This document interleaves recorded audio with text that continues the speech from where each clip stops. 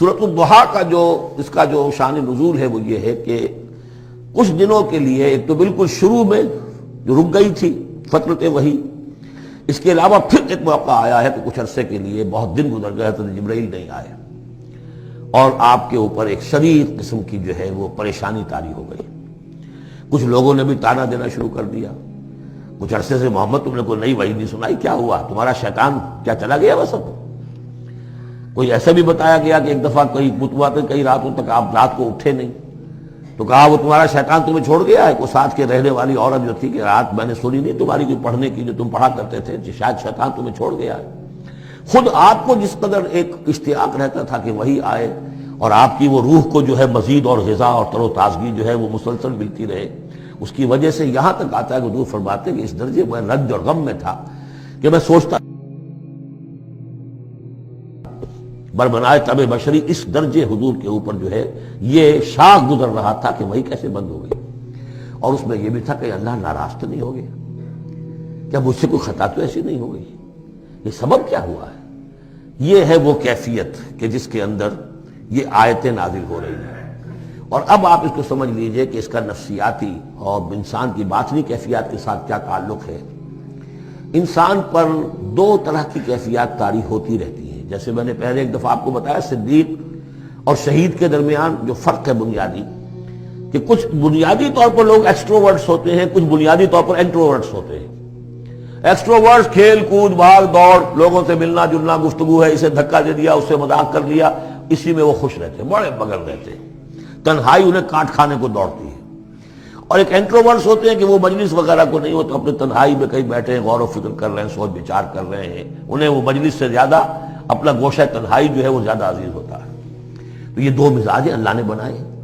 اسی طرح ہر انسان کے اوپر آلٹرنیٹلی کچھ کیفیات آتی ہیں جس کو ہم کہتے ہیں میرا موڈ آف ہے، ایک طرح قبض سا ہو جاتا ہے طبیعت میں بندش سی ہوتی ہے، کسی وقت اسی شخص کے اندر پھر انشراح سا ہو جاتا ہے، پھر ہنسنے بولنے کو جی چاہتا ہے، گفتگو کرنے کو جی چاہتا ہے۔ تو یہ کیفیت جب انسان کی روحانی زندگی سے متعلق ہو جائے تو اس کو پھر صوفیہ نے نام دیا قبض اور بسط۔ کبھی طبیعت میں انشراح ہے، انبساط ہے، طبیعت جو ہے وہ آبادہ ہے، ہر چیز میں روشنی کا پہلو آدمی دیکھ رہا ہے، ہر چیز کے اندر آپ کو معلوم ہے ایک تاریک رخ بھی ہوتا ہے کسی معاملے کا اور روشن رخ بھی ہوتا ہے، اس وقت انسان روشن رخ کو دیکھتا ہے۔ اور ایک وقت میں آتا ہے کہ طبیعت میں بندش سی لگ گئی ہے، جیسے اندر کوئی پکڑ لیا کسی نے، اب طبیعت جو ہے وہ بھی اپنے اندر وہ انقباض محسوس کر رہی ہے، اور پھر آدمی پیسیمسٹک ہو جاتا ہے، نا امید سا ہوتا ہے، پھر اسے ہر معاملے کا تاریک پہلو زیادہ نظر آنے لگتا ہے۔ تو یہ قبض اور بسط کی کیفیات ہیں۔ جب کبھی قبض کی کیفیت ہو، قاضی ثناء اللہ پانی پتی رحمۃ اللہ علیہ نے تفسیر مظہری میں لکھا ہے کہ قبض کی کیفیت میں اس صورت کا پڑھنا تریاق ہے، جس طرح حضور صلی اللہ علیہ وسلم کے لیے گویا کہ اس وقت جو وحی کا بند ہو جانا تھا وہ گویا کہ ایک طرح کے انقباض اور قبض کی کیفیت پیدا ہوئی تھی، اس میں اب اللہ تعالیٰ فرما رہے ہیں والضحیٰ، قسم ہے دن کے دھوپ چڑھنے کے وقت کی، واللیل اذا سجا، اور قسم ہے رات کی جبکہ وہ چھا جائے یا ساکن ہو جائے، سجا کے دونوں معنی ہے سکون۔ اب دیکھیے ان دونوں کو کیوں لائے، اس لیے کہ صبح ہے، حرکت ہے، برکت ہے، چلنا ہے، دوڑنا ہے، ہر شخص جا رہا ہے، ادھر جا رہا ہے ادھر جا رہا ہے، رات کو سکون ہو گیا، تاریکی چھا گئی اور شور سنگامہ ختم ہو گیا۔ لیکن یہ رات اور دن دونوں ضروری ہیں انسان کے لیے، یہاں کا نظام چلانے کے لیے۔ اگر رات ہی رات ہوتی تب بھی یہ دنیا نہ چلتی، اور دن ہی دن ہوتا تب بھی نہ چلتا، تو رات بھی ضروری ہے۔ اسی طریقے سے نفس انسانی کے لیے کبھی کبھی قبض کا وقفہ بھی ضروری ہے۔ آپ اسے یہ نہ سمجھیں کہ اللہ تعالیٰ ناراض ہو گیا، یہ بھی ہماری تربیت کا ایک سمجھیے کہ ایک جز ہے۔ ما ودعک ربک وما قلی، آپ کے رب نے آپ کو رخصت نہیں کیا ہے، نہ ہی وہ آپ سے ناراض ہوا ہے۔ وللآخرۃ خیر لک من الاولی، اور اس کے بعد جو وقت آئے گا اس قبض کے بعد وہ پہلی سے بھی بہتر ہوگا۔ اور میں حیران ہوتا ہوں کہ کیسے غالب نے وہ بات کہی ہے کہ جو بالکل ترجمانی ہے اس کی، رکتی ہے میری طبع تو ہوتی ہے رواں اور، یعنی یہ کہ جب میری طبیعت کے اوپر کبھی کبھی رکاوٹ سی آ جاتی ہے، اب شعر جو ہے اچھے نازل نہیں ہو رہے، لیکن جب وہ رکاوٹ سے میں نکلتا ہوں، اس قبض سے نکلتا ہوں، رکتی ہے میری طبع تو ہوتی ہے رواں اور، اس لیے کہ اس قبض کے بعد جب مرحلہ آتا ہے انبساط کا اور انشراح کا تو وہ ایک قدم آگے ہوتا ہے آدمی، اس پہلی کیفیت سے ایک درجہ جو ہے اس کا بڑھ چکا ہوتا ہے۔ وَلَلْآخِرَةُ خَيْرٌ لَكَ مِنَ الْأُولَىٰ، یقیناً پچھلی ہر گھڑی، ہر ساعت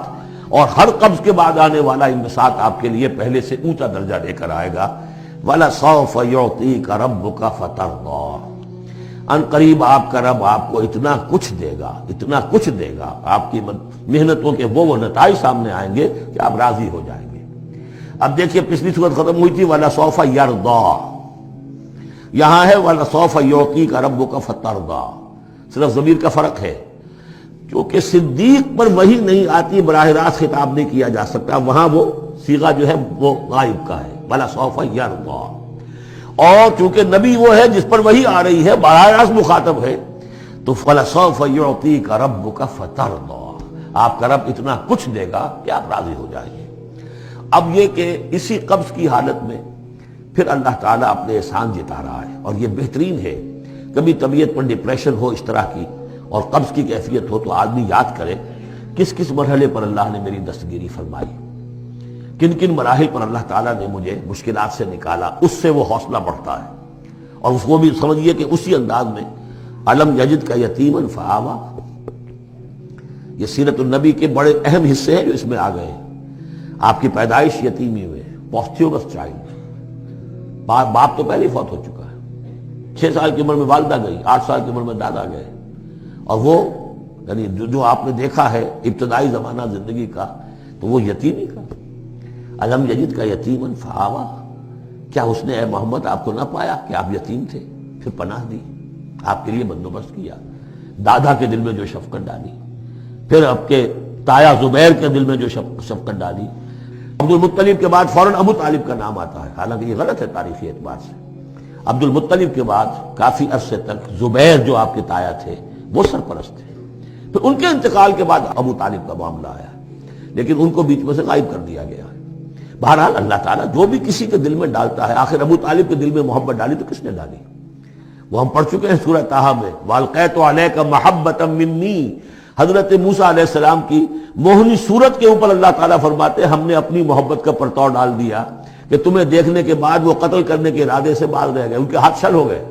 ایسی موہنی صورت، اسے قتل کرنا۔ وَأَلْقَيْتُ عَلَيْكَ مَحَبَّةً مِّنِّي وَلِتُصْنَعَ عَلَىٰ عَيْنِي، یہ ہوا ہے۔ تو فرمایا علم یجد کا یتیمن فآوا ووجدک ضالا فہدا، اور پھر جب آپ شعور کی پختگی کو پہنچے اور غور و فکر کا مرحلہ آیا، حقائق میں انسان کو سوچ بچار کا مرحلہ آیا، اور آپ کو دیکھا کہ آپ تلاش حقیقت میں سرگرداں ہیں، تو ہدایت دی۔ وہ آگے آ جائے گا، بہت قریب پہنچ گئے ہم،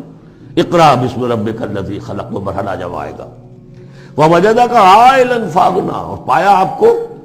تنگ دست تو غنی کر دیا۔ کس طرح سے راستہ پیدا کیا ہے خدیجہ الکبریٰ رضی اللہ تعالی عنہا نے، جو بھی ان کے آپ کے محاسن دیکھے کتنی گرویدہ ہوئی ہیں۔ بڑے بڑے سردار قریش کے جو ہے ان سے نکاح کے خواہش مند تھے، انہوں نے خود جو ہے اپنی لونی کے ذریعے سے پیغام دیا ہے حضور کو۔ تو یہ ساری چیزیں جو ہے ان کی ساری دولت جو ہے وہ پوری کی پوری انہوں نے لا کر حضور کے قدموں میں ڈال دی ہے۔ وَوَجَدَكَ عَائِلًا فَأَغْنَىٰ فَأَمَّا الْيَتِيمَ فَلَا تَقْهَرْ، تو اے نبی تقاضے ان تینوں چیزوں کے کیا ہیں؟ ہم نے آپ کو یتیم پایا، پناہ دی، اب آپ بھی یتیم کے سرپرستی کیجئے، کسی یتیم کو اس کے اوپر کوئی جبر نہ ہو، سختی نہ ہو۔ وَأَمَّا السَّائِلَ فَلَا تَنْهَرْ، اور آپ جب کہ تلاش حقیقت میں سرگرداں تھے تو ہم نے آپ کو ہدایت دی، اسی طریقے سے اب آپ کو بھی کوئی شخص سائل بن کر آپ کے پاس آئے، سوال کرے، اسے جھڑکنا نہیں ہے۔ اسے جو بھی سائل دونوں طرح کے ہوتے، سوال کرنے والا کوئی علمی سوال، اور سوال کرنے والا کوئی مالی دولت، مالی مدد کے لیے۔ وَأَمَّا بِنِعْمَةِ رَبِّكَ فَحَدِّثْ، اور جو ہدایت تمہیں دی ہے ہم نے اب اسے عام کرو، یہ نعمت ہے، آپ کے رب کا انعام ہے، یہ ہدایت جو آپ کو عطا ہوئی ہے اس کو بیان کرو۔ اس کے بیان کرنے میں یہ بھی ہے کہ اللہ کے انعامات کا چرچا انسان کرے اس کا شکر ادا کرنے کے لیے، اور یہ بھی ہے کہ اس کو پھیلائے اور عام کرے، دوسروں تک پہنچائے، ورنہ وہ مخل ہو جائے گا کہ وہ دولت جو ہے ہدایت کی اس کو آدمی صرف اپنی ذات تک محدود رکھے اور اس کا جو خیر ہے وہ دوسروں تک نہ پہنچائے۔